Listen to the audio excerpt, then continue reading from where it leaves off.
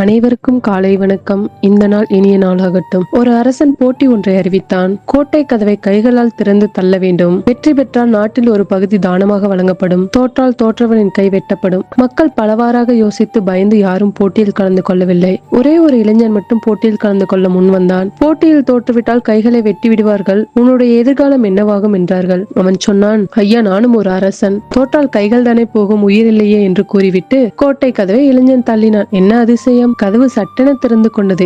ஏனென்றால் கோட்டை கதவுகளில் தாழ்பால் போடப்படவில்லை, திறந்துதான் இருந்தது. பல பேர் இப்படித்தான் இருக்கிறார்கள். தோற்று விடுவோமோ, எதையாவது இழந்து விடுவோமோ என்று எதற்கும் முயற்சிக்காமலே விட்டு விடுகிறார்கள். அனைவரும் அறிந்த முயலாமை கதையில் புயலின் தோல்விக்கு முயலாமையே காரணம். இதைத்தான் பரிசுத்த வேதாகமத்தில் ஏசாயா 41:10 நீ பயப்படாதே, நான் உன்னுடனே இருக்கிறேன். திகையாதே, நான் உன் தேவன். நான் உன்னை பலப்படுத்தி உனக்கு சகாயம் பண்ணுவேன். என் நீதியின் வலது கரத்தினால் உன்னை தாங்குவேன். ஆம் பிரியமானவர்களே, நாமும் அநேக காரியங்களை குறித்து கலக்கமுள்ளவர்களை அந்த காரியத்தை செய்யாமலே விட்டு விடுகிறோம். உன் செய்கைகளை கர்த்தருக்கு ஒப்புவே, அப்பொழுது உன் யோசனைகள் உறுதிப்படும். நாம் கர்த்தரை நம்பும் போது அவர் நம்மை பலப்படுத்தி நமக்கு சகாயம் செய்வார். God bless you. இந்த நாள் இனிய நாளாகட்டும்.